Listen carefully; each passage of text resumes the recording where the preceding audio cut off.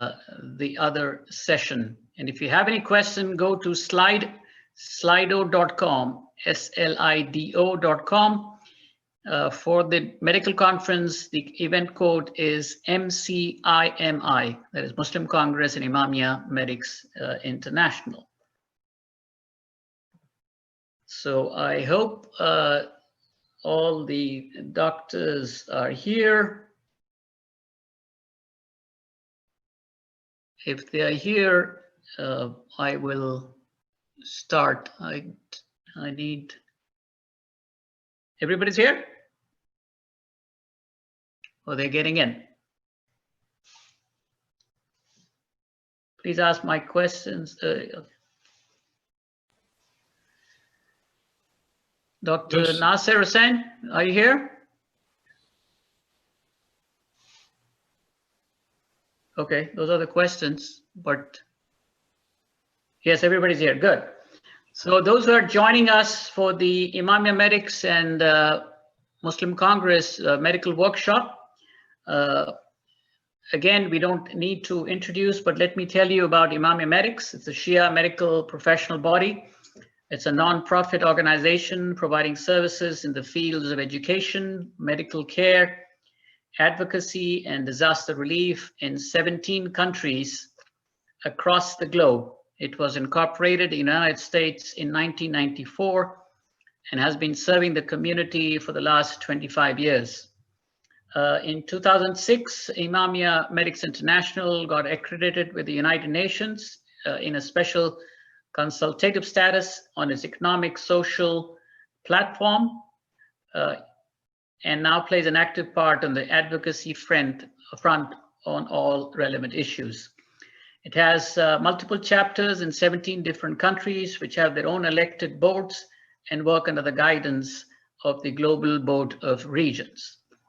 Our panel today is an illustrious group of 4 doctors, Dr. Nasser Hussain, infectious disease specialist, Dr. Syed Shujaat Ali Naqvi, psychiatrist, Dr. Ali Raza Musavi, cardiologist, and Dr. Shujaat Ali, pediatrics. And since it's been raining COVID everywhere, of course, the opening batsman will be Dr. Nasser Hussain. He's an infectious disease specialist. He's the director of the Infection Prevention and Antibiotic Stewardship Program at the Henry Ford Macomb Hospital in Michigan, United States. For more than 25 years, he has been treating infections and now COVID-19, active in policymaking and oversight of several departments for the reduction of hospital infections, and currently treating COVID patients. And his topic is COVID-19 2021 and 22. Assalamu alaikum, everybody. Walaikum salam. How are you? Loud and clear. My name is Nasser Hussain, and thank you, Pandar, for that kind introduction.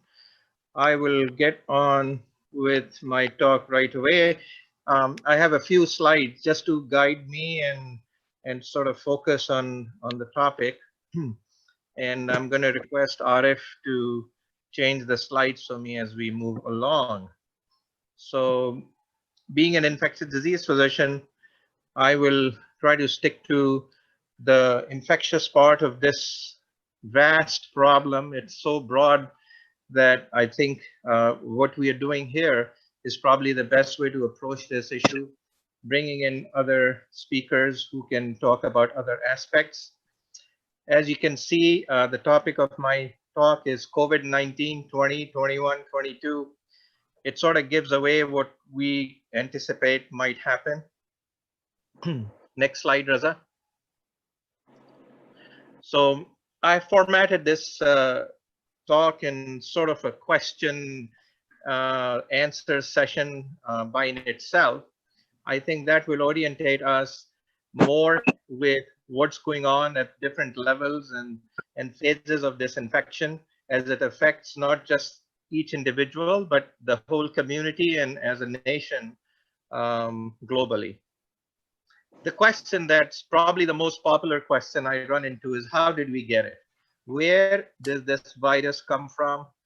Corona family is a large family of viruses, and most of these viruses are zoonotic in that their origin is from animals, as is this virus. This virus basically has its normal habitat in bats, and it sort of adapted itself to be able to infect human cells. Initially, it wasn't able to transmit from humans to humans, but it adapted to that. Obviously, this doesn't happen overnight. It takes decades, years, and sometimes centuries for these viruses to be able to do that. A big factor is how close are humans to these viruses and the animals that carry them.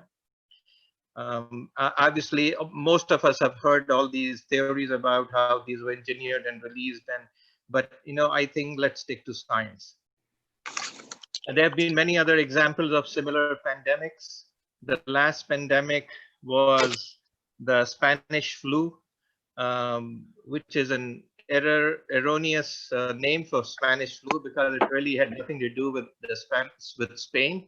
It was during the First World War, and none of the countries were allowing the media to talk about it. Spain, which wasn't in the war, started to publish warnings about the infection and hence got named Spanish flu. We need to stay with the last slide, Arif. What are the symptoms of this infection? The symptoms that we mostly hear about this infection are mostly upper respiratory tract symptoms. However, in my example, we've seen that this infection can present with just a cough, a fever, and it can also present with loss of smell and taste, shortness of breath, the GI symptoms, palpitations, headaches. In other words, the symptoms are so vast that I tell my patients that if you have any symptoms, call me and tell me what symptoms you're having, and we'll go from there. So I think it's very important to remember that this can present with any type of symptom, and it doesn't have to be necessarily just upper or lower respiratory tract. Are there any treatments? There are no definite treatments for this. FDA has not approved any drug so far. There are many drugs that are being considered as treatment. Most of them are in the setting of a clinical trial. And I think every week or so, I hear some small trial being published that says there might be some benefit. So I'm not going to get into the details of what treatments are available and what has been tried and what needs to be tried. Next slide. What can we do to stop the virus? This I think is very practical. This is a practical question. We have an individual and collective responsibility. The individual responsibility is mainly to be able to protect oneself and assume that you might be infectious, and therefore you need to do everything so you can protect others. The collective responsibility is if there is an order from administration to stay indoors, please stay indoors. Do not go out to indoor gatherings. Do not go to religious gatherings. That would be the collective responsibility. How do we prevent this infection? Primarily because this infection is spread through air. So it's a droplet transmission. It's not airborne. I think the distinction between airborne and droplet is based on the size of the particle of the viruses and how it's spread through the air.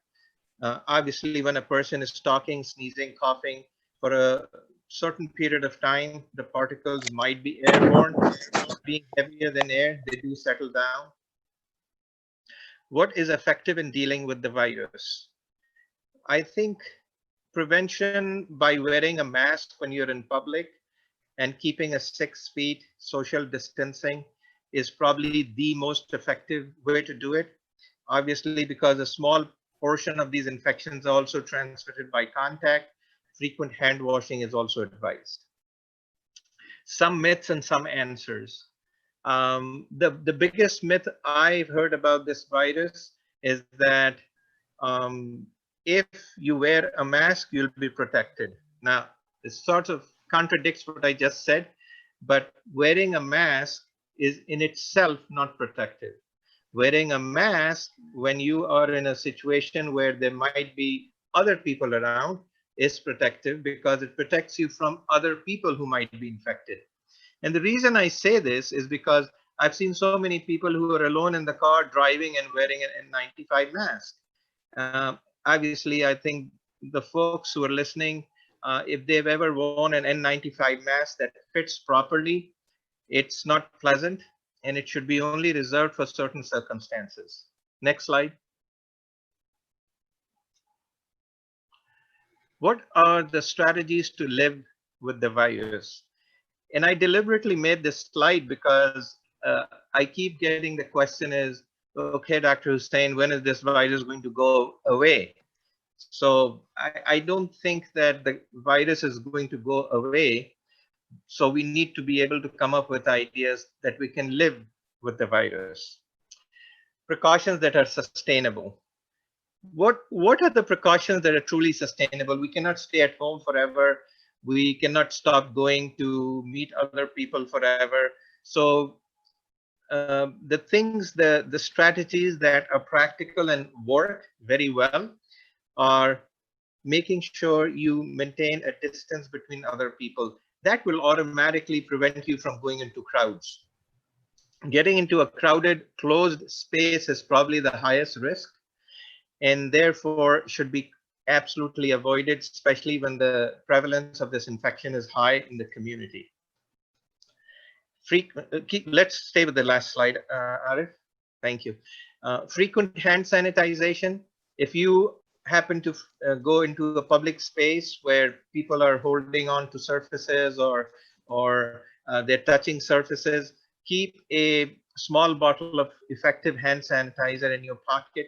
Use it frequently. Avoid touching the areas on your face because that's where this virus, if you do contact it from a surface, can end up in the mucous membrane. Wear a mask. Well, obviously you can't wear a mask when you're having food. So be understanding of the fact that when you are 6 to 10 feet apart from a person who is infected, even if he is not wearing a mask, would protect you. If he's also wearing a mask, that's the best way to avoid getting infected. So if both people wear a mask, then patient and the person who is close by, both of them are wearing a mask, it's very difficult to get infected.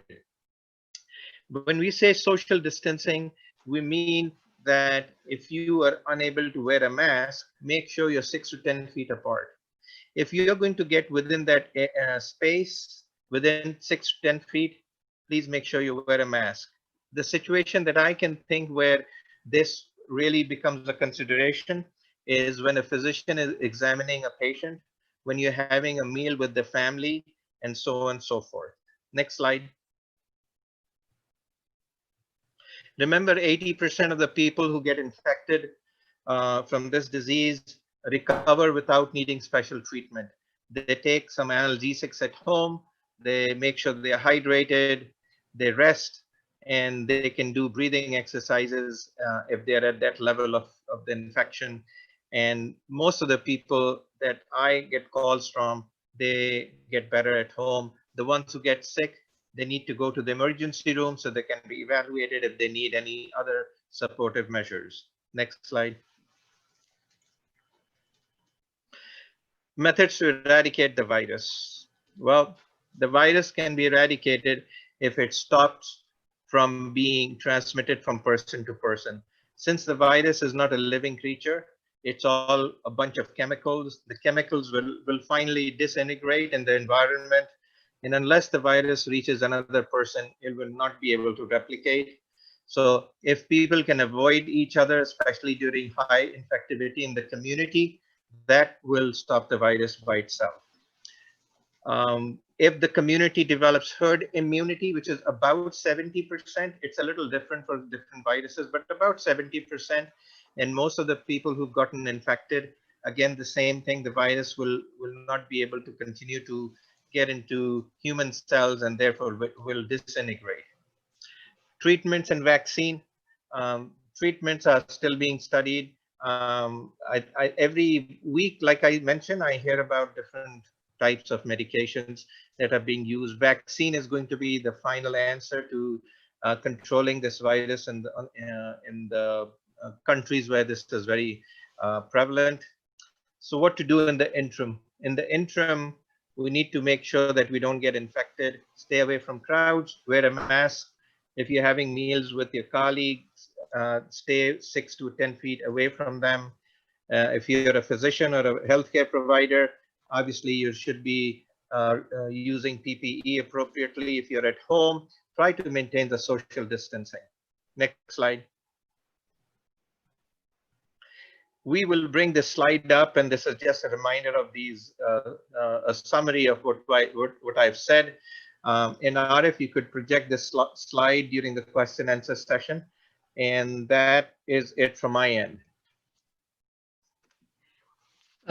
Thank you very much.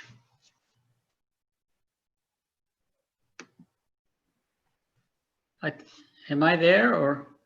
Yeah, we can hear you. Okay, good. Thank you very much, Nasser. As usual, very good and explained it well. One thing that has happened in this pandemic is the issue that has happened on your mental health. Forget about the physical health. And that's why we thought it was important to get into issues related to mental health. For that, we have Dr. Shujat Ali Naqvi. He is a board certified in adult and child and adolescent psychiatrist.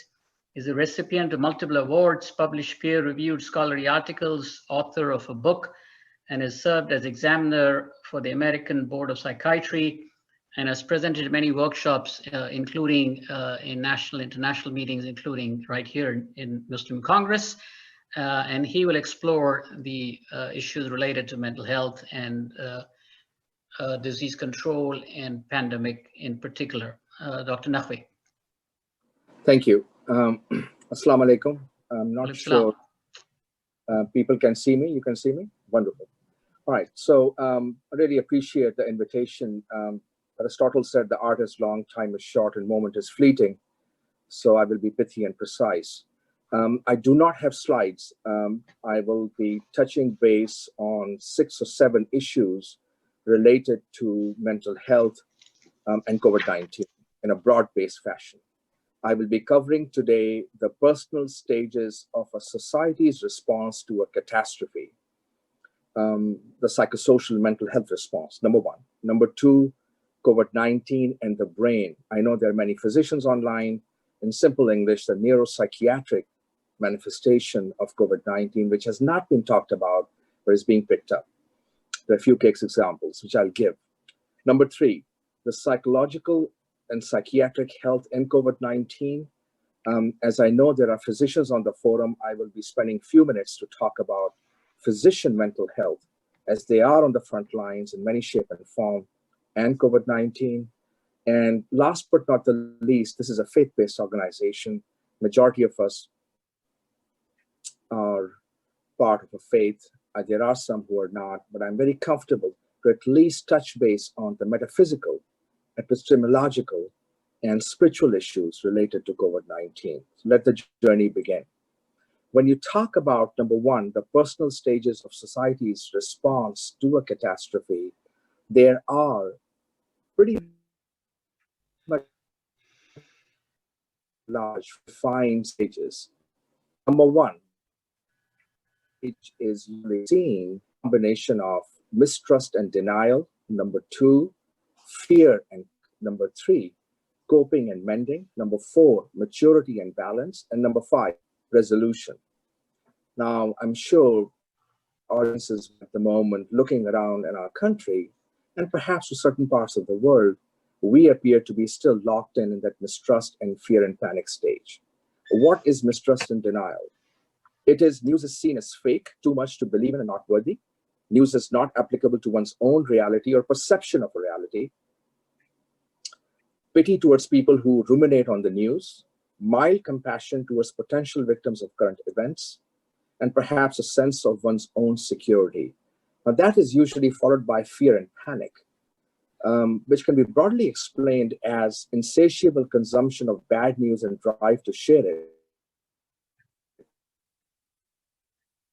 must confess, early pandemic, I too was a victim of that. Unstoppable of I survive. You have all seen that in this beginning of the pandemic, and even now in some parts of the country. Sense of impending doom, an exaggerated fear of the unknown, sense of profound insecurity, sense of stage reality and not belonging to reality, and anger. And people who do not understand the gravity of events. California and western and southern part, it should resonate, some of the audience coming from those places. Coping and production of news, excessive use of humor, including sometimes inappropriate, learning new skills, protection, survival, appreciation of contribution to solutions, efforts to assist others in current struggles, practical efforts to build better future for self and others, and paying attention to one's own emotions and taking active steps to have some joy in life in constrained times. And then comes the stage of maturity and balance, belonging to a group of like-minded people, focusing on future while remembering the past, supporting individuals in terms of emotional and physical scars, constructive planning, and avoiding streams in life, and staying balanced and knowing one's own worth and being critical to one's own mistakes. And lastly, resolution, moving on to establish new life patterns, recognizing that prevention of problems should never stop, returning to normal relationships and building new ones, understanding that all problems can be solved or may be solved in the future. I was delighted to hear Dr. Nasser Hussain talking about 2021, 22, 23. This can be treated, but perhaps cannot be cured, is what I got from this talk in simple English. Also seeing future of what it is without over or underemphasizing it, taking care of self and others, and belonging to a community, and having a full appreciation of life. I will be happy to go into that in detail if there are any questions. COVID-19 and the brain. Now, when you talk about the neuropsychiatric manifestation, let me give you an example of my own personal case in my practice. Early April, 28-year-old white Caucasian woman presented with certain onset of severe headache, which not present to me, but my colleague in neurology, with a sudden loss of taste and smell. In those days, even in Los Angeles, where I practice, it was quite difficult to quickly get a COVID-19 test, along with fevers, headaches, but no respiratory symptoms. She kept on complaining of dizziness and a mental fog. And the key statement she made is, I keep telling the same stories repeatedly. I forget words, I know. Fingers and toes were a little bit paresthesia over there, and et cetera, et cetera. I was sent by my neurology colleague, never had the classical respiratory symptoms. As I talk to you today, based on the data which has come from Wuhan, mainly, but also from France, there is a growing feeling that the COVID-19, independently of the infectious disease catastrophe, perhaps infects the brain cells directly. I'm going to be simplified in this. Can also, with the inflammation in response to the infection, which has been called the cytokine storm, can also affect the functioning of the brain in a variety of shape and form. And I think partly that is being presented in the clinical practice by many of us in our practice, which we are seeing. Those cases are rare, but they are there in terms of this tiredness, mental fog, cognitive decline, and repetition, just to remember important things in life. And a lot of these consults in psychiatric practice are coming from our colleagues, where even after 2 negative tests of COVID-19, in the evolution of the disease itself, there are persistent problems which seem to be taking a longer time to get away. And I can get into it in detail if there are any pertinent questions on that. Psychological health and COVID-19, and that is where I think I want to spend a few minutes in detail. Now, we all know that times of crisis, many people will experience distress reactions and engage in behaviors that put their health at risk. Insomnia, lack of sleep, increased alcohol abuse, it's gone up by 77% nationwide, increased use of substances, even in documented marijuana dispensaries, the sale has gone up by 55%. And many social choices being made, they are a result of a response to a crisis where one feels quarantined. And as the wise man said, an idle mind is a devil's playground. In addition, pandemic results in protracted fear, uncertainty of elements of isolation, anger, misinformation, faltering confidence in government institutions. And I think the important point to make is that in psychosocial health, it is the perception of risk, not the actual risk, which will ultimately, give a sense of response in our presentation in the various mental health challenges, and will determine how the people will behave. And I think in the United States, you are seeing a manifestation of that globally. We're locked in that first couple of stages, which I talked about, the fear and panic, mistrust and denial. We are not at the stage of coping and mending, maturity and balance and resolution. You do see that in Taiwan. You do see that in Vietnam. You do see that in South Korea, not here, point to be noted. So I think there one will have to briefly talk about psychological first aid, which has been talked about with many of my colleagues and myself in the mental health field. And what is psychological first aid? It can be simply described as safety, calming self and community efficacy, social connectedness, and hope and optimism. So in our dialogue with the patient, we are doing a dance in a variety of shape and form in all this to build up a framework of support, to build up resiliency in individuals, communities, and organizations, et cetera, et cetera. And it's important to note that if there is no food, clothing, and shelter, or rent, or mortgage payment, or financial relief, or child care, providing emotional support, empathy, validation, self-actualization, encouragement, insight will take a secondary issue. And I think as a society, we are moving and taking care of the basic needs and complementing it with mental health, support, which I have just mentioned as well. And I think that's the point which you see in the psychiatric practice as well. Now, much to our surprise, we are not seeing massive escalation of anxiety, our massive escalation of, we are seeing some escalation in pain, perception of pain, our massive escalation of depression. It may come because it's the beginning of a new beginning, not the end of a beginning or a beginning of an end, as Dr. Nasser Hussain so kindly put it in perspective. So I think as the time evolves, I think those fallouts will definitely come. Like any other specialty, patients who require hospitalization for psychiatric needs are very reluctant to do so, because in the Northeast, it was pretty clear there are mental health institutions in New York, in New Jersey, in the tri-state. There was a massive level of conversion in many of the patients, and we can talk about it if somebody has any questions. COVID-19 and the physicians. That's a topic very close and near dear to my heart. And I do want to talk a little bit about that. Just to give you a background, in the United States, as of last year, there are more than 400 plus physicians who commit suicide. Physicians are not absolved on mental health challenges. Being in the front line, the most famous incident I'm sure you all know is the DLER physician in New York who did commit suicide for a variety of reasons which remain unknown. And so I think offering support to these physicians, offering group for them to go through catharsis, the fear of the unknown, those are very important to keep in mind as well. Lastly, I want to touch base on metaphysical and spiritual issues. Look, Hafiz said, embrace the dance of uncertainty and have faith in the universe. And by universe, he did mean God Almighty. He also said, control your mind and let your mind not control you. Now, how does one do that is the essence of the discussion which one can have. I'm just going to simply recite a poem by a verse from Allama Iqbal, and I'll recite it in Urdu language,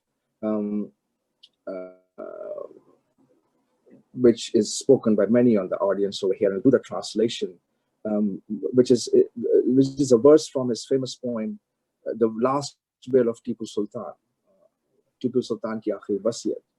And he said, Subah azal ye mujhse kaha Jibreel ne, jo akal ka ghulam ho wo dil na kar kabul. Translated as, Jibreel on creation's early morning, a piece of useful counsel gave. He bade me not to accept a heart and change by the mind of a man like slave. I say it to you with humility. Diabetes can be treated, it cannot be cured.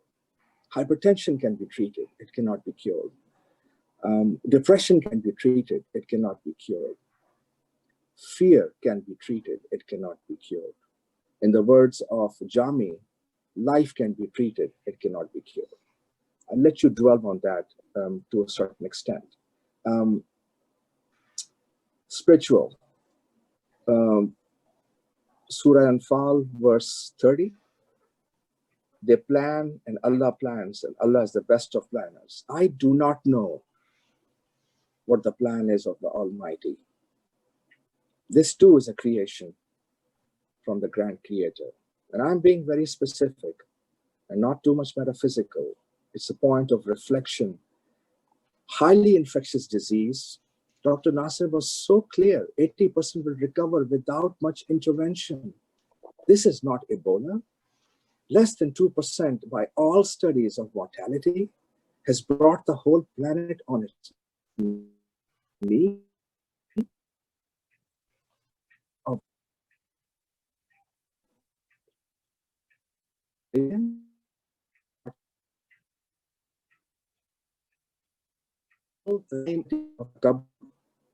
The arrogance of the arrogance, and it has humbled the mighty.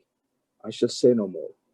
You can reflect on that, and I'll be happy to answer any questions and elaborate on that if so asked. So I would like to end over here the issue of faith, which is so dear to us in this Muslim Congress, is by ending in another verse of Iqbal, called as Iqbal Lahori by my Persian-speaking colleagues. ये एक सिजदा जिसे तू गरां समझता है, हजार सिजदे से देता है आदमी को निजात.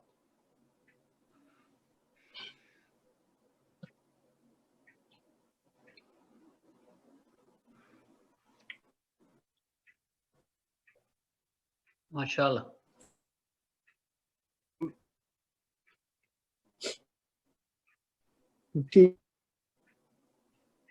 And burden great, but mind this homage sets you free from bonds of men of might who prayed. I think that has to be said. That has to be said. That in times of great despair, there is a role of that unconditional submission to the grand planner and have faith in his judgment in some shape and form. I thank you for your kind patience. Thank you. Thank you very much, Dr. Naqvi. Wonderful presentation, and it's so diverse that we could go another 2 hours just exploring what all you said.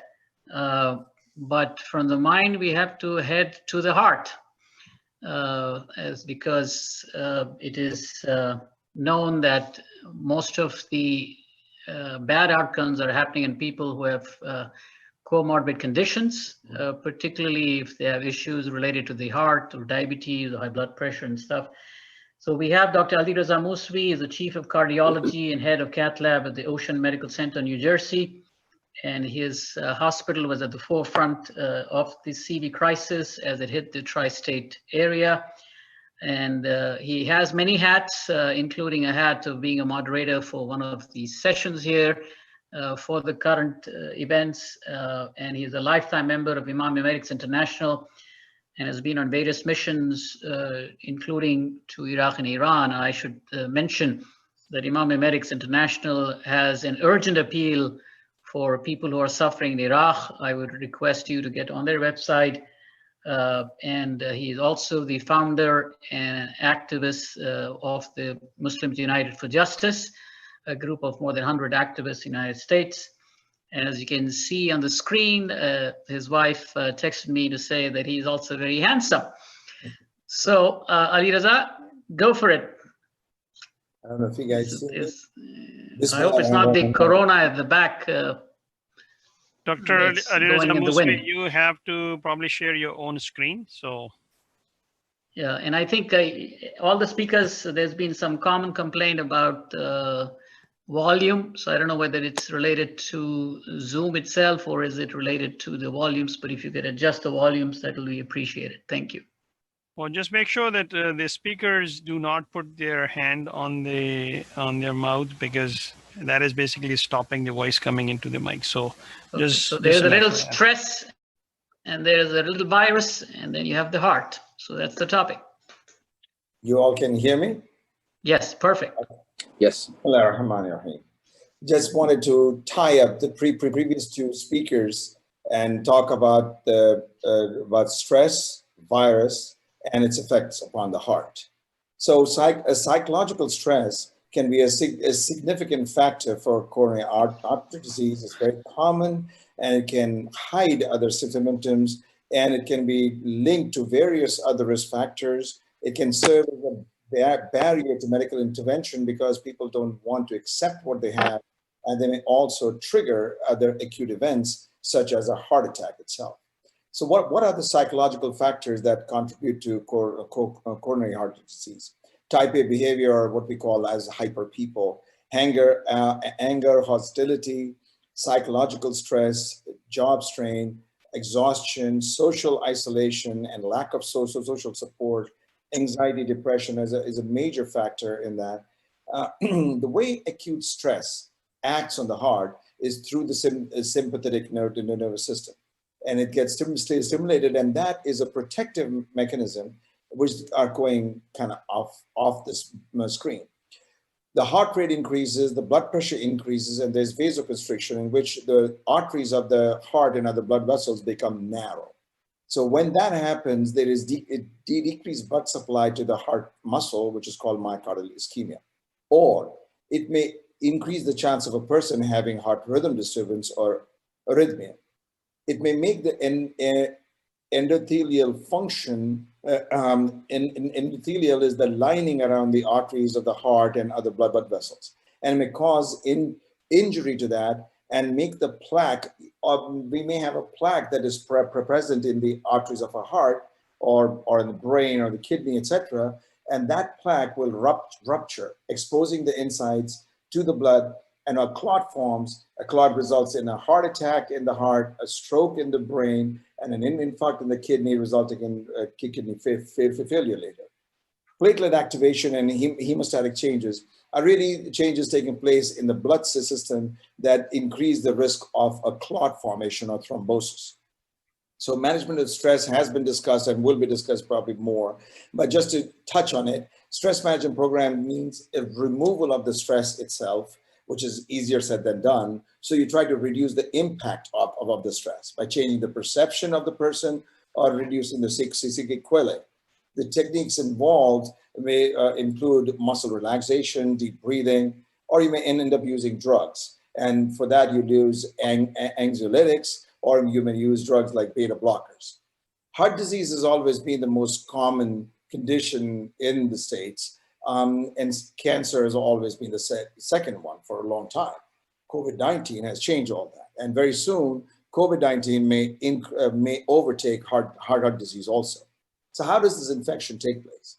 The SARS-CoV-19 virus has these spikes on them, and this spike protein, the S protein, comes and goes into this lock with the ACE inhibitor, the ACE receptor. This receptor, the combination of these two, creates an unlocking mechanism that opens the gate, allowing the virus into the cell. Now, the cell, in this case, if it came in through the lungs, it first infects the lungs for that reason. And from there, it goes into the blood vessels. From the blood vessels, it's off to the races. It can go to the brain, the heart, the kidney, anywhere such. In the heart itself, it can affect it directly by causing direct cardiotoxicity. But it can also affect through the lungs, because it's affecting the lungs. There's no oxygen supply and there is less oxygen supply to the heart itself. So that's called hypoxia, or decreased oxygenation. The supply-demand mismatch. Supply is a certain amount of blood is needed by the heart every time.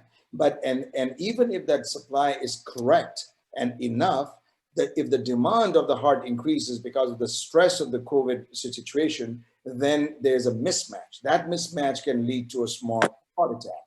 Cytokine storm, DIC, all add to the whole picture to produce a shock. So this results in acute coronary syndromes like angina, heart attack, heart rhythm disturbance or arrhythmia. Myocarditis is the inflammation of the heart muscle. Venous thromboembolism and thromboembolism in general is clot formation and going to the brain and other places in the legs and lung. Heart failure is weakness of the heart muscle, and the worst thing that you can have in this situation is a shock condition called the cardiogenic shock. This is the typical ground glass appearance you see in the lungs, and you see this, the infection, the pneumonia. What are the concomitant conditions with the SARS-CoV virus? High blood pressure was very commonly seen in most of these patients as such. Heart failure, coronary artery disease, or the blockages in the arteries of the heart disease that you're born with, a congenital heart disease, and the typical manifestations you have all heard of, that is old age, immune compromised state that includes includes cancers and the management of cancers, diabetes, lung problem, kidney problems, severe obesity, sickle cell, and other factors. High blood pressure management, only one point I wanted to make over here is, because what I showed earlier, there was these ACE receptors with which the coronavirus integrates and enters the cell. We initially, in the very early stages of our exposure to this, we thought that we should not be using those ACE inhibitors. Those are used many times in patients with high blood pressure, heart failure, etc. But we found out with further studies that was not the case. So we do not stop those medications in patients with COVID-19. What were some unique things? I just want to touch the unique things that we're seeing with COVID-19 and acute coronary syndrome or conditions of heart attack, etc. Fewer number were presenting. We were sort of out of a job in those early days. We had nothing to do. What was happening is that the patients who normally present to us with a heart attack were not coming. We would have a few patients every week with a heart attack, which we had to rush to the cath lab to open them up, but we're not seeing them. We couldn't understand what was going on. So what was really happening was either these patients were dying at home, or when they wanted to come with chest pain, etc., they came very late. And so we were very concerned about taking them into the lab. So now when we take them to the catheterization lab, etc., we presume that everybody is COVID positive. We try to avoid testing unless it's absolutely necessary, because the exposure to the other people, not the patient is already infected, but the chances of exposure to the other patients, other people who are doing the testing, the technicians, doctors, nurses, etc. We have to clarify the code status, and patients just have to be asked many times, and they will tell you that they are old and they do not want to be intubated, and therefore we don't expose everybody else to this process of intubation as such. This medical therapy that is used in the typical patient with a heart attack or angina is continued in these type of individuals, even though we have to be careful about their bleeding risk. And some people, we initially started giving blood thinners to everybody because they were in increased risk of clotting in these people. You could see that. But then we realized that it was causing an increased risk of bleeding. So we had to use it in a case-by-case basis. STEMI patients, the patients who come with a heart attack in the very early days, I'm just telling you my experience as it went along because we saw these patients very early. So in the early days, we tried to avoid taking them to the cath lab. Our recommendations from our society initially was, especially in a certain type of heart attack, to use clot dissolving drugs called thrombolytic therapy. Then we realized that within a day after giving the thrombolytic therapy, we still have to do an angioplasty or a heart catheterization leading to a potential angioplasty. So there was no sense in waiting for that. So we started treating them, the COVID patients, also exactly the same way with a heart attack as we did with a non-COVID patient. The exception being that people who were very critically ill with multi-organ failure, we sometimes used to take them in shocky conditions to do an angioplasty and all, we found that the mortality in these individuals was terribly high. And so we were not doing that in this. I'm going to skip this slide. So troponin is an enzyme that is released from the muscle of the heart. And remember, I told you earlier about the supply-demand mismatch that occurs in the COVID patient, even though they may not have any blockage, and yet there may be a rise in this enzyme, which is typically seen in a heart attack situation. And that's because of that supply-demand situation, and it's called a minor heart attack. But if the numbers of the troponin is very high and it rises very early, that's a typical heart attack, and can also be seen in myocarditis, which is inflammation of the heart muscle, or the Takotsubo shock condition, which I'll talk to you about in a moment. The same thing, this is the levels of troponin going up. I just want to mention one interaction that you have all heard about all the time, which is hydroxychloroquine and chloroquine usage with these drugs. So basically, an EKG, if it is done, will show that a person has a certain interval called the QT interval. That QT interval may be prolonged in some people from birth, or as a result of certain conditions, or because they are on certain medications. So on the chloroquine or hydroxychloroquine, this condition it becomes worse, and the chances of heart rhythm disturbance becomes worse, and that increases the risk of a person dying. That was the problem. When we kept on hearing from certain interested individuals that chloroquine has no risk, it was untrue. Chloroquine has significant risk, predominantly because of this condition. And in COVID patients, we found that a certain number of people were benefited. However, if we had significant benefit, we would recommend that. When you weigh the risk and benefits, multiple studies came out and showed that there was no benefit of chloroquine, and that's why it was not being used. This is a typical heart situation where the person came with a chest pain, had some suggestive changes of a heart attack on the EKG, showing ST elevations, and he was taken to the catheterization lab, and these are typically normal-looking arteries of the heart. So this is one of those masquerading things in which one would think that this person is having a heart attack, but they are not. On the other hand, you cannot just ignore all those patients, because you may see this. That is the same kind of situation, but this time when you take the cath lab, this artery should be smooth like that. Instead, there's an ulcer, it's a tear in the vessel. This person is having a typical heart attack. So in that case, what we do is put in a balloon, put in a stent, open it up, and it looks beautiful at the end. Takotsubo, or stress cardiomyopathy. Takotsubo, stress cardiomyopathy, it may be also, you may have heard of the term broken heart syndrome. Under acute emotional or physical stress, which is sudden and acute, a person may have a condition, ACS, acute coronary syndrome, is like a heart attack kind of presentation, with having chest pain, EKG changes, etc. And they present, and when you do check their heart muscle, it has a typical ballooning effect, and I'll show you a picture of that soon. And that shape of the heart looks like Takotsubo. Takotsubo is a oyster trap that Japanese use, and this was fun in those days, and I'll show you a picture of that too later. And the unique thing about this is, even though they look like a heart attack, it is not a heart attack. There's no blockages in the arteries of the heart, and they may have a hypercoagulable state, increased risk of clotting, etc. The differential diagnosis, you always have to think in terms of a heart attack, which is a STEMI, or the heart attack, or the use of cocaine, or inflammation of the heart muscle called myocarditis.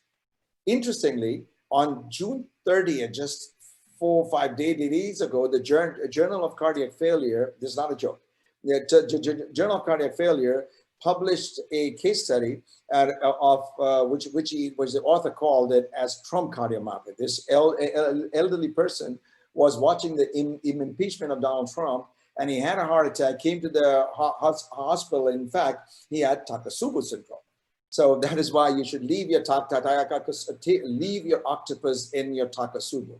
So the Takotsubo, this is the Takotsubo, is that trap in which the octopus is trapped, and that's why the name comes, Takotsubo. And this is a situation in which this person had the heart attack type picture. The arteries are normal, and if you look at the heart has this ballooning appearance. This ballooning appearance is very similar to that Takotsubo, the oyster trap that we were talking about.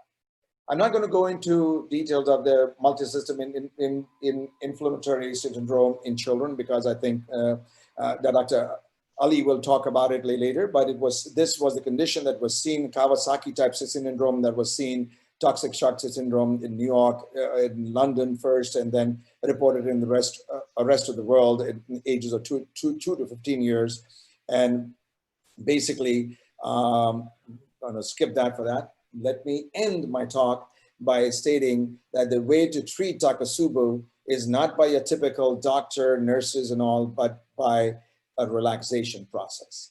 So the disease of the heart is worse than the disease of the body, is what was said by Imam Ali alayhi salam. And I think he was, what he was referring to when he said about the heart, though, was the soul. But in this case, I wanted to put this code in there. And with that, I end my talk. Thank you very much. Assalamu alaikum. Salam. Thank you very much, Ali. And when you've just said about children, initially we had said that children are not that affected, but we have had at least 3 deaths, 1 11-year-old and 2 teenagers. So pediatrics, although may not be that thing, but they are vectors, and we are at least finding increased incidences in the daycare centers, and then who are bringing them to their families. So we have Dr. Shujaat Ali, he's assistant professor of pediatrics and emergency medicine at the Lehigh Valley Health Network, Allentown, Pennsylvania. His primary interest is on prevention through community participation.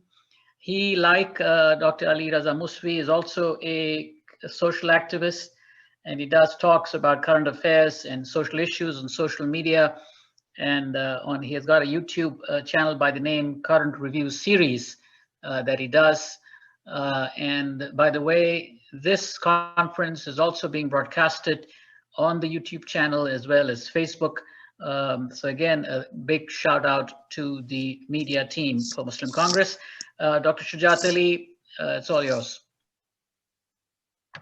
Thank you so much. Assalamu alaikum, everyone. And I really appreciate you guys taking me here on this prestigious event.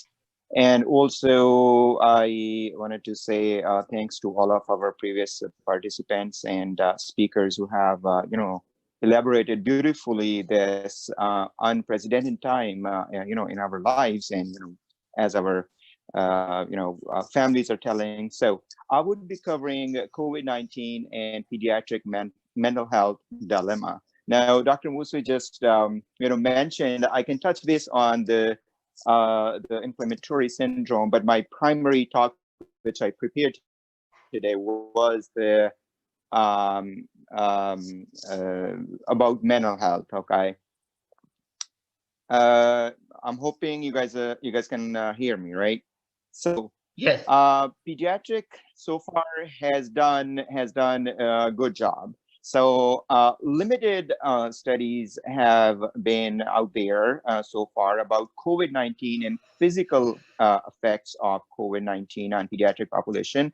And I'm talking about these studies are from AAP, CDC. There has been a recent study done in New York as well. So we don't have that much data, but so far, whatever we have, especially in China and South Korea, there was some studies done about like more than 2,000 kids, and it has been seen, which is, kind of like one of the, I would say, sigh of relief, and I would tell why.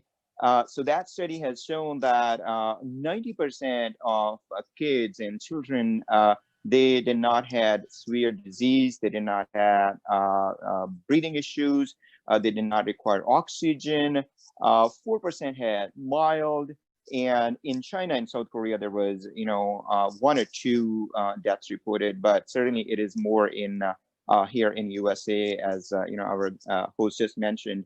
Also in New York, there were a couple, 2 or 3 deaths, I believe, but those were from the kids who have some underlying diseases mostly. Okay, so that was the physical side. So luckily we are in good shape, but as you guys mentioned, pediatric population is a special population in a sense that They may not show many, signs of acute disease, but they can spread the disease like a fire, especially viral infection. And that's what's happening here too. So that was the physical part, what's going on with the pediatric population. In terms of mental health, yes, that is a big impact, and our teams are being worried. So I just want to tell that I am not a child psychiatrist, but because I do face this in my primary care setting, and I do treat these kids, and I talk to a lot of families. I have a lot of insight into it, so I was like kind of like a thrill. It was thrilling for me to bring this up to you guys. So there are many dimensions to this COVID-19 and pediatric health, and those are family dynamics, psychosocial dynamics, and also financial stress. It's one of the biggest things, all right, which we are seeing right now. So pediatric, you guys know that it's a special population, and the care and well-being of pediatric population does depend almost all the time on the caregiver. Parents, grandparents, their caregiver. So it's very important that we keep that in mind, that if the caregiver is stressed out, this population is gonna, have that burn there too. So what are the, current numbers, which I'm just gonna touch base and I'll move on. So anxiety and depression, you guys know that has been on rise as in adult population, same is in this age group pediatric population. CDC last year published the data that there are 6.3 million children between age 3 to 17 have been diagnosed with anxiety, and they have been diagnosed with depression. Right now, what the major burn is on the kids who have special needs, like ADHD, ADD, ODD, that kind of behavioral issues.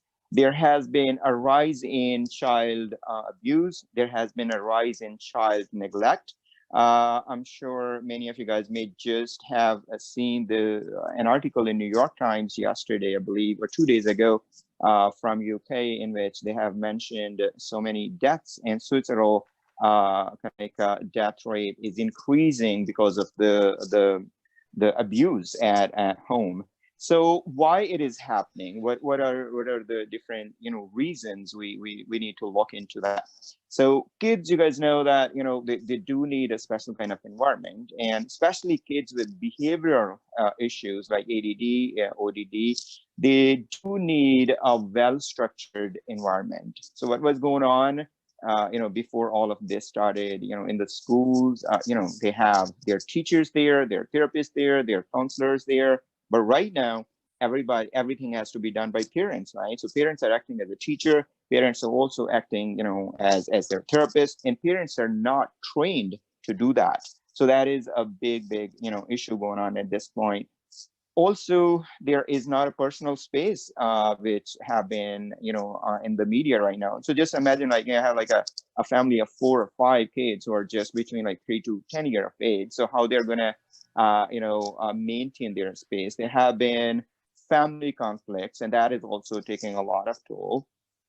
Resource constraints is also a big thing going on right now. In New York, especially in this pandemic, it was mentioned that many of the kids could not join online school and online classes because they did not have resources. So that is also one of the dilemma here.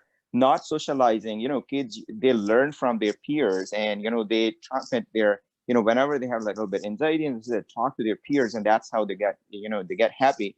And right now, kids are just stuck at home with parents, and they do not have those group settings as well. And so parent well-being is a big issue here, which we have to keep in mind, as I said earlier. Now this what I bring that up right now, it is only in the countries who are so-called well-developed countries. We don't know, unfortunately, what's going on with the countries who do not have resources, which is one of my interests. And, we did talk on IMI platform about that. The street children in, like, for example, in Pakistan, in many other parts of the world where we do not have resources. What's going on with those kids? We don't know. jobs have been, business have been closed, jobs have been cut down, kids who I don't know how they're getting their food and this or that. So that is also one of the issue here with this population. So what we can do about it, and I would really appreciate if our host can just keep an eye on the time, so that way I am in the time I have been given. So what we can do about it, and I will be more than happy to answer all the questions you guys have any. So what we can do about it, that is also I would say may not be the solution, but at least give us some direction to help this population. So what the experts are saying, that scheduling of family time is very, very important with your kids. Scheduling of family time for physical activities, like for example, in the evening, you guys can do jogging, can do biking together. That's what I do at home too. I have a 7-year-old who has been crying the heck out of it that when this coronavirus is going to end, right? Just imagine a 7-year-old. So interaction with the kids is very, very important. They do need this more than ever, because in the past they were doing all of this interaction with their peers, with their teachers, and with their other group settings. And right now you are the only one for their source. There are actually a lot of opportunities too in this whole pandemic, that in the families who can provide love, who can provide care to their kids. You guys have this opportunity, you to be optimistic and spend that time with your kids. I did that too myself. I was 3 weeks, I was working from home, and I tried my best to spend time, and we are doing that too at this time. So there are some opportunities as well, right? So family schedule is so important for all of us. Very, very important, I would say, point here is that limit exposure to horrific news. Dr. Musvi just, mentioned a little bit, I'm not against any person, but at the same time, keep the kids away from horrible news and the people who are just all the time talking about, horrible stuff. Okay, so that kind of stuff. Also very important, because the media use has been under, kids are just all the time on media. So we have to watch and we have to see what they're doing on the media. And, media safety is so important, online safety. Very important thing is that do not transmit your own stress and anxiety to kids. That is so important, that if you are stressed out, you're certainly, it's so tough. It's easy said than done, but try not to bring your kid, if you have your own mental health issues, to the kids. What are the signs which you guys can look for in this population, and that can help you to navigate? And that would be self-isolation, especially for teenagers. Also, sleep issues, very, very important. I know sleep cycles are all upside down, same as for me, but for you guys too. Eating habits are very important too. Kids may not like what they were doing in the past, right? Also, excessive in little kids, like a 2.5 or 3 year, or 3.5 year, 4 year, maybe there will be excessive crying. So subtle signs. We also have seen what we call as regression in common milestones, like a 3-year-old who has been toilet trained, and right now he or she is regressing. I have seen that too in my practice. And also, if there has been a previous mental health issue, that population really needs to be paid attention. And if you have any teenager at home who has previous issues, believe it or not, that is a high risk. So we need to pay attention to that group as well. And kids with special needs certainly need our help. So at the end, I would be keep ending. And then, as I said, I'm here to answer the question. The most important thing is that seek help. If there is an issue going on for yourself, for your kid, just seek help. That is a way to go through all of this. I would say unprecedented time of our lives here. So I'm hoping. I think I was in the time, right? So I'll end my talk here. Dr. Musvi, I'm sorry I did not prepare the inflammatory response, but during the questions I may touch on that, because I was more concerned on the mental health side. You did great. Thank you. All right.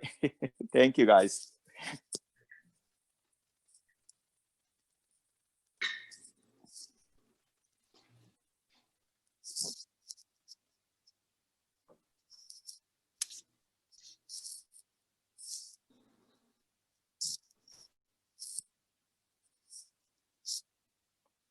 So I would request Brother Cumber to ask the audience if they have any questions. And yes, sorry, I thought I was already on. So I was saying that Saint Dr. Ali Musavi is going for another session as a moderator, and he doesn't look to be at the prostate age, but he might need a pee break. So we will not give him a Trump cardiomyopathy with any stress. So, but as you mentioned, there are a lot of people who are sitting at home worried, and you pointed out that many even might have died because they didn't show up in the ER. So if somebody's having a chest pain or are scared of going out to the hospital, what should they do? Can you hear me? Yes. Okay, so basically, you would do exactly what you under normal circumstances, which is reach out to your physician. If you have a if you have an internal medicine doctor and you need to reach them first, you can do that.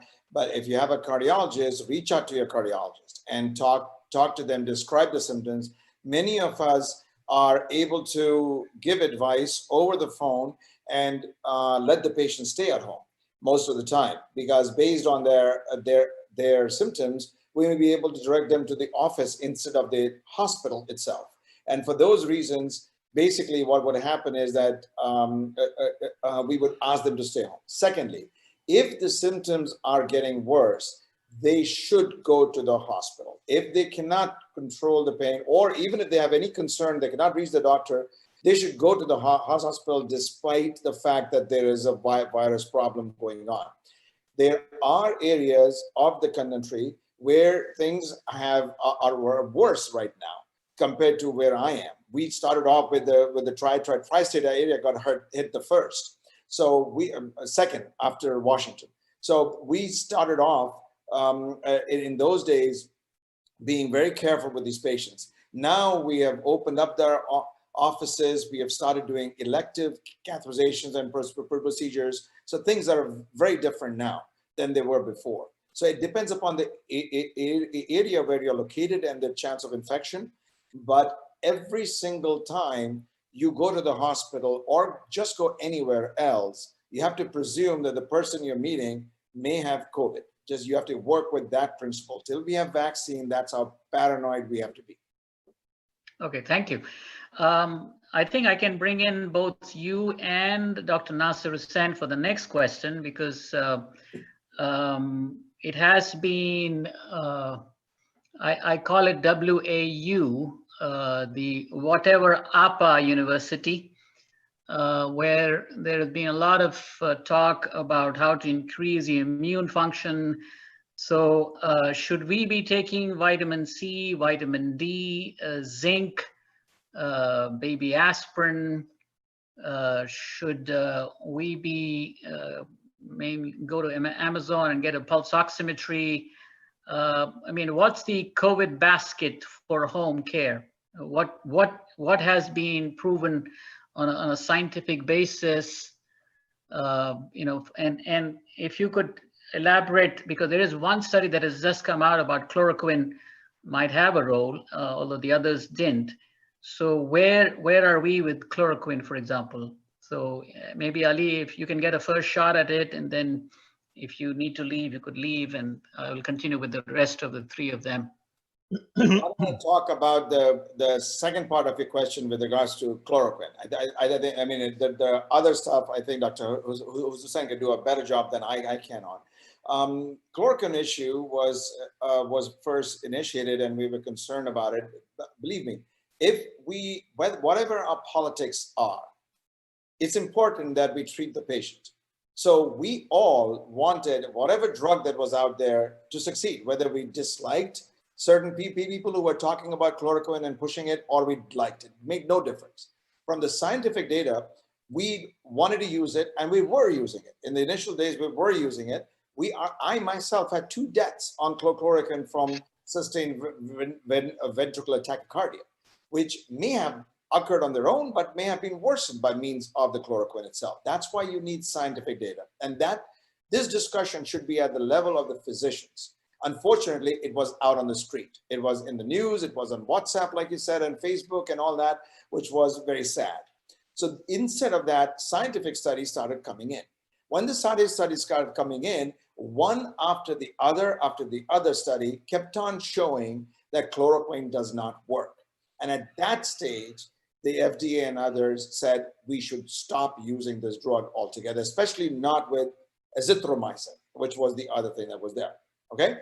Next thing, it was all clear until a couple of days ago. And a couple of days ago, a study came out from the hospital I trained in, and which is Henry Ford Hospital, and I see Dr. Hussain is also from there. And in that study, it was shown that there was a 50% reduction in mortality by those people who use chloroquine. Okay, that was the clicker. And then yesterday, Peter Navarro and the White House person, Peter Navarro, proposed this as a drug that should be used again because of that one-star study, because he claimed that he's sitting on 62 million doses of this drug. And therefore, we don't use a drug just because you have them. Okay, you use the drug, but there's some scientific evidence. So let's talk about this study, because many of you are going to hear about this in the next few days again and again.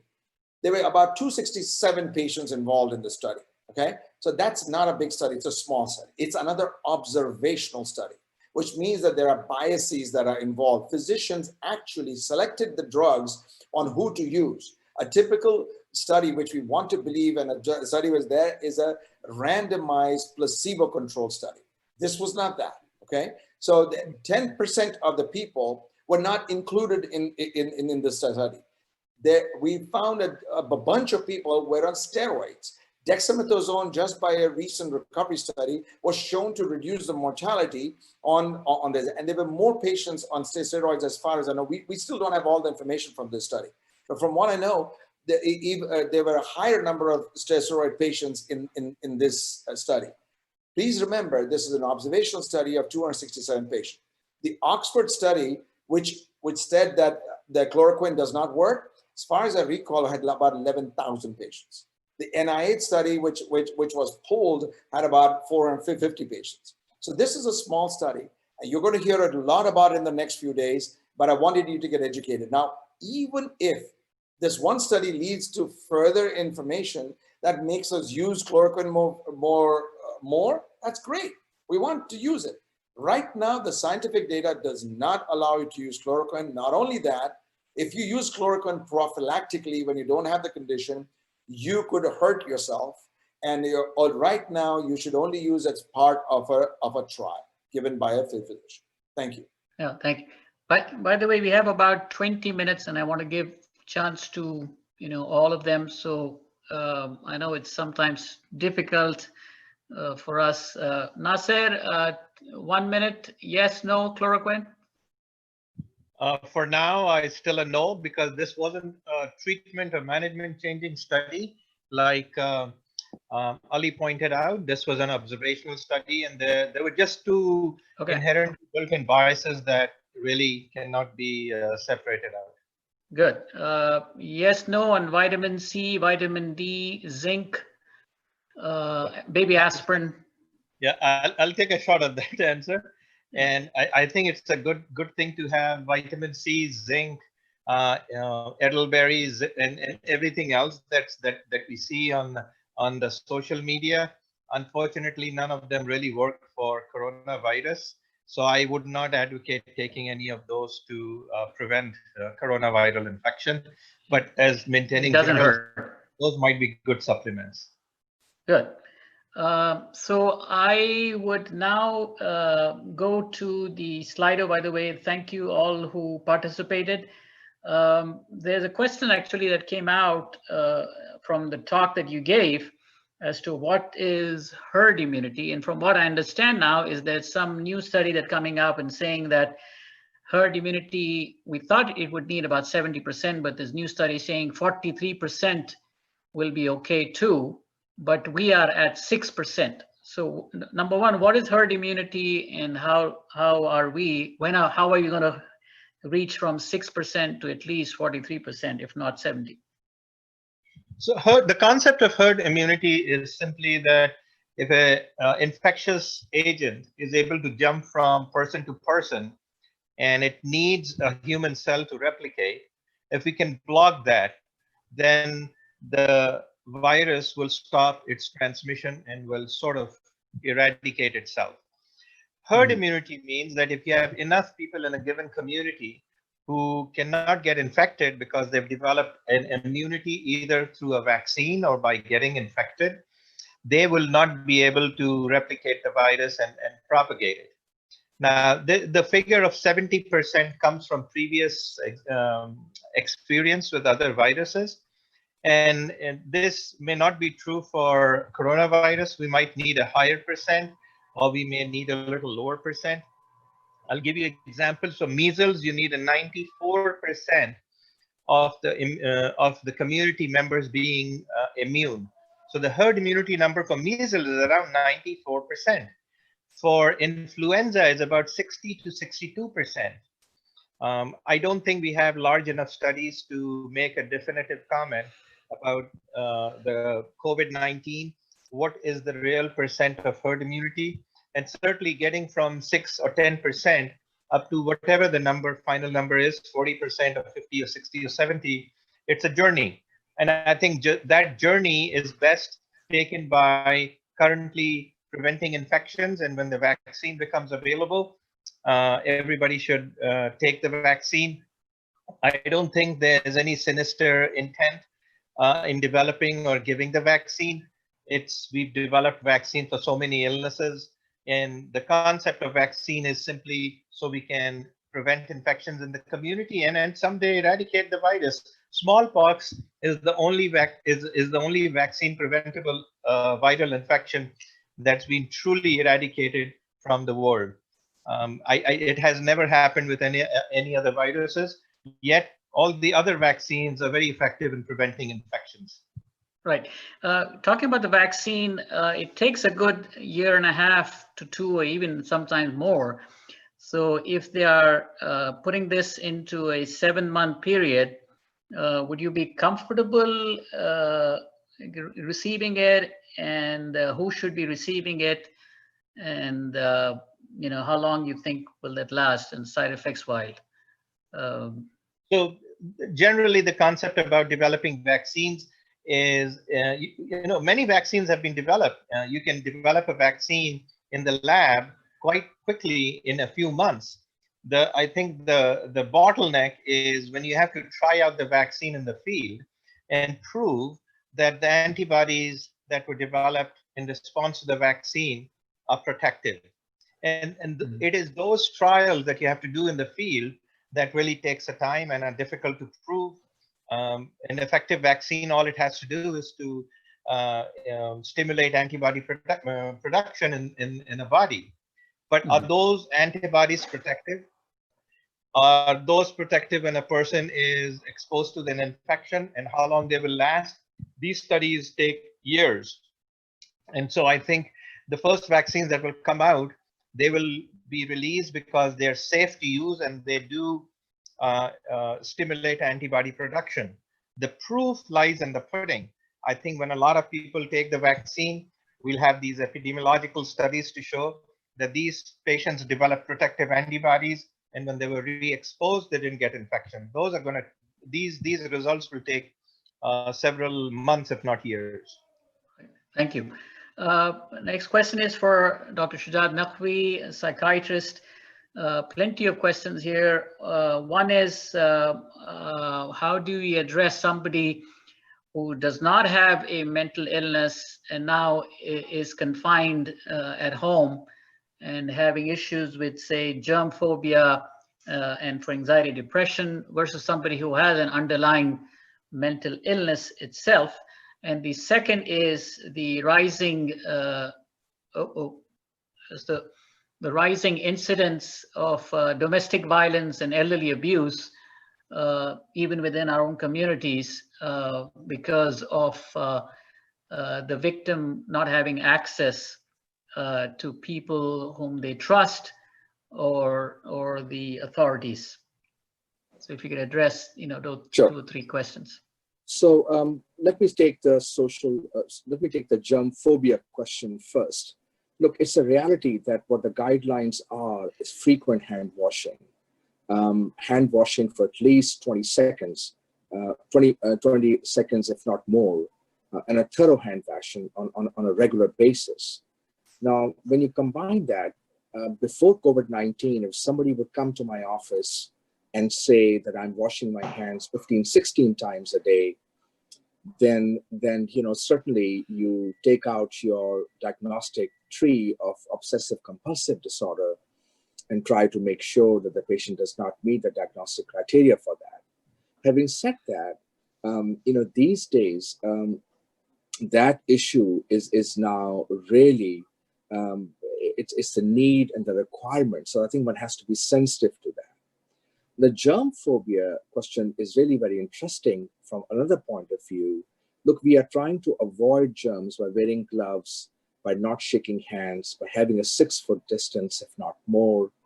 And all these questions are playing a part over here. So they cannot be called as phobia.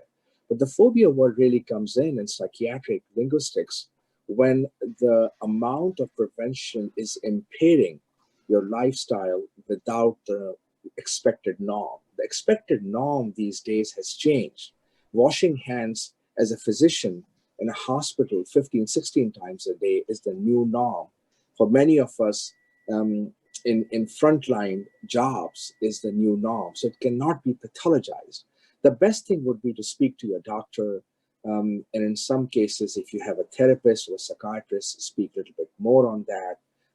And really, to really tie it up, that if that habit is leading to a persistent fight, flight, fright, and freeze, I repeat again, the 4 Fs, the fight, flight, fright, freeze, then it's something which can be treated. One thing I did not mention in my talk was that, much to our surprise, the psychiatric care has not been limited.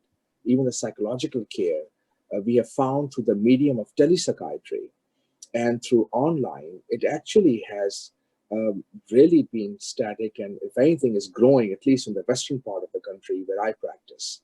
So yes, there is access available, there is expertise available, and one should talk about that.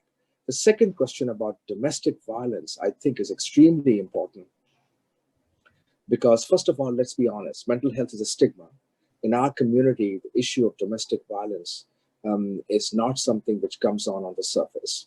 And the issue of domestic violence worldwide, not only in the United States, is being not openly talked about. And one of my colleagues talked about the data coming from the United Kingdom. And when you have got interpersonal unresolved issues and you are on a quarantine, cooped up together, yes, there is a higher incidence of domestic violence. The issue of guilt and shame prevents many of us from seeking help. Now, there are a variety of resources, adult protective services, there are protective services for women, so to speak. So I think as a community, our relatives, people who are physicians who are focused on the lungs and the heart and the infection, they need to keep their eyes and ears open as much as possible. And many times in the past 3 months, I've seen my colleagues from pediatrics, actually from pediatrics as well, because I am a child psychiatrist, who have said, something is not right here within the parents. My colleagues from internal medicine, my colleagues from family practice, who have been the source of referrals in trying to mitigate this stuff. And I think that issue has to be addressed head on. Yes, there is an increase on that. Yes, there are ways of doing that. Yes, there are ways of separating the perpetrator, and et cetera, I think these are important issues. And along with domestic violence, I'm just going to tie it up a little bit. The issue of abuse, physical abuse, is something which is now, there is some indication it is in the children and adolescents. It may be on the rise.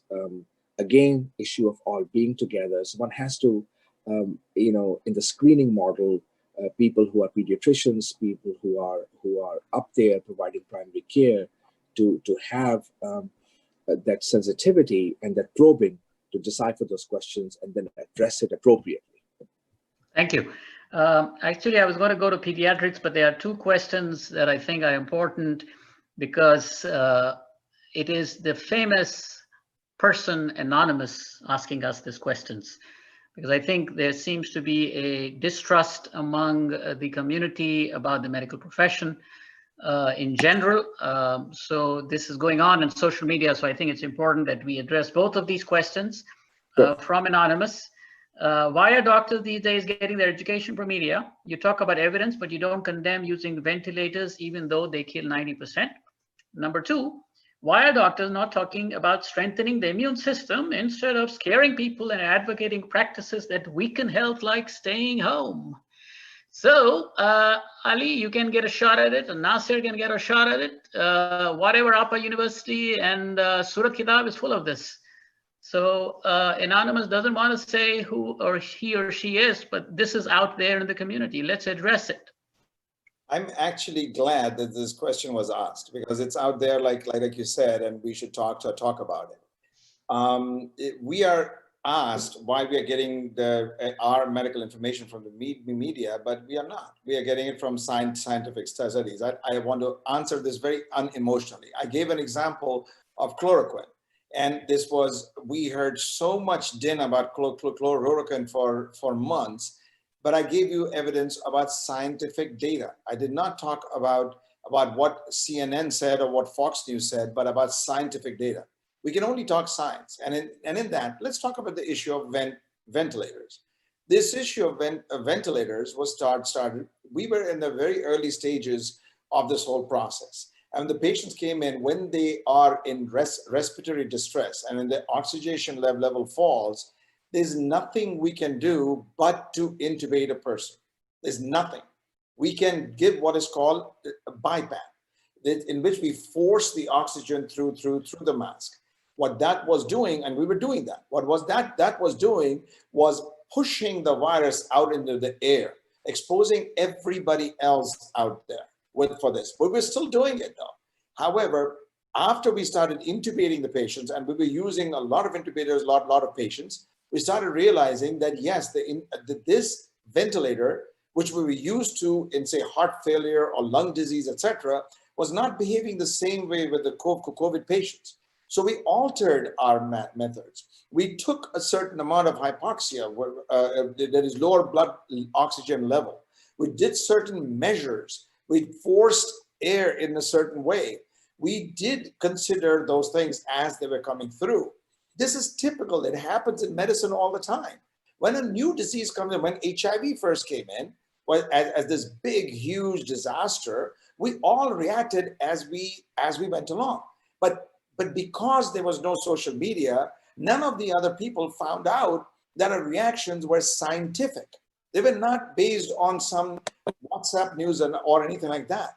Unfortunately, what has happened is that people have become doctors on Facebook, doctors of WhatsApp. They've gotten their degrees on their social media, and they think that they know a lot. But I would prefer they ask questions, and ask us to scientifically give you data to support this. For example, masks. Masks reduce the oxygen content of your blood. Just because this is being spread by certain individuals who want people not to wear the mask, don't fall for that.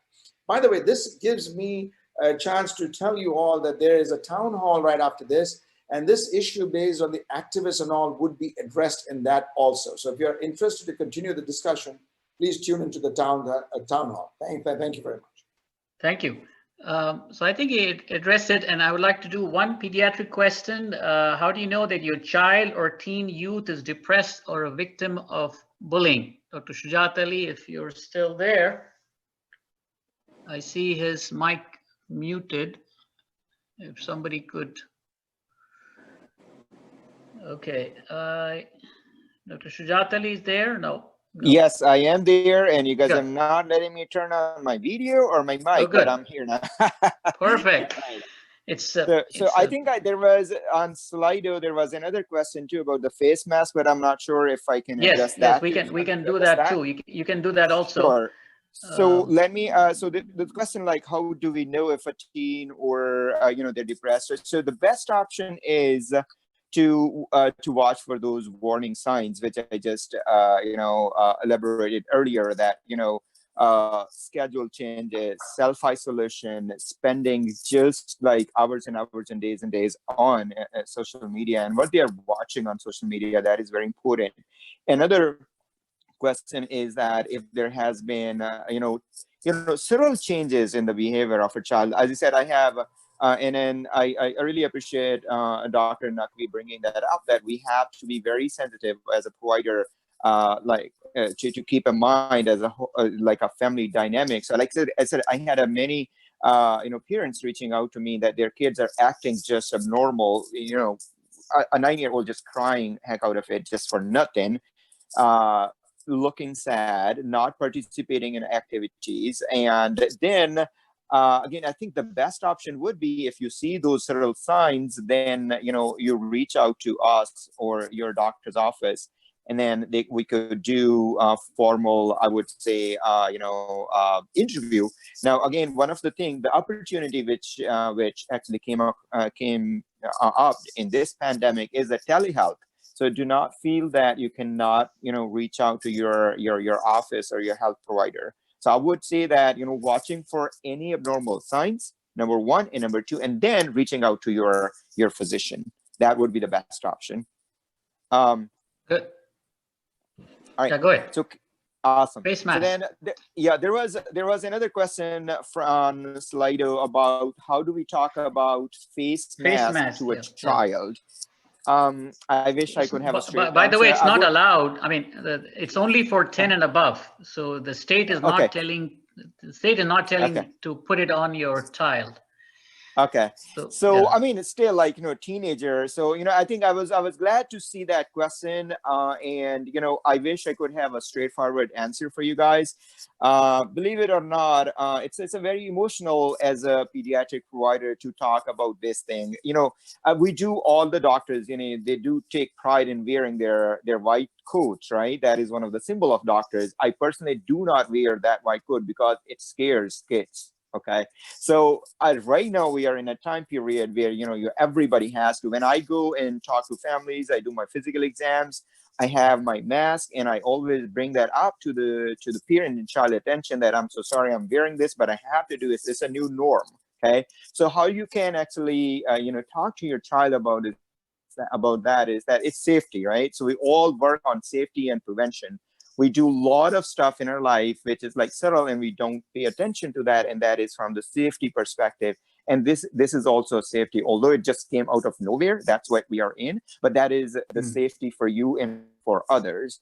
And also, I would say, as compared to forcing, explaining helps a lot. I mean, we do a lot of vaccinations, right? Kids are scared out of it, but then, we get it done. Same thing, there are so many other examples. I just want to take one opportunity one more time here. There is like a little bit, like I would say, a discussion going on for many of my friends, and people are telling, oh, this is a God's punishment. And, people are not following, hijab requirement, whatever recommendation for hijab, or, abandoning handshaking. So this is a God punishment. I would say, as a practicing Muslim, alhamdulillah, I would say that is a nonsense. We should not talk about that. This is God's punishment does not come this way, guys. God's punishment is that it is our own action which brings God's punishment. So let's not blame, and let's not, preach our beautiful, I would say, faith in this manner, because it just creates nothing. Thank you. Thank you. I think it was the deforestation of man that led to the bats coming up. I would have Dr. Naqvi just finish off with the spiritual, since he had an excellent talk on it, with exactly 59 seconds, because then we'll be moving to the appearance of the 12th Imam Myth or Reality session right here in this Zoom with Hujjat al-Islam Haider Shirazi. So you've got exactly 59 seconds, Dr. Naqvi. Take it away. I've done a virtual colonoscopy, but this was a virtual session that was good for gastroenterologists, I can say. If somebody can turn on my video, if we can turn on my video, then I can join in. I'm not sure you can hear me. You can, yeah, we can hear you. We can hear you. So, yes, now, hold on a second. I can put a plug in for Code Blue Radio too. So I will be very brief, as you're asking me, and I will just quote what I did in my talk, which is embrace the dance of uncertainty and have faith in Allah. Or have faith in the universe. That's what he said. And my second quote would be, which I did give in my talk, as you're only given 59 seconds, control your mind and let your mind not control you.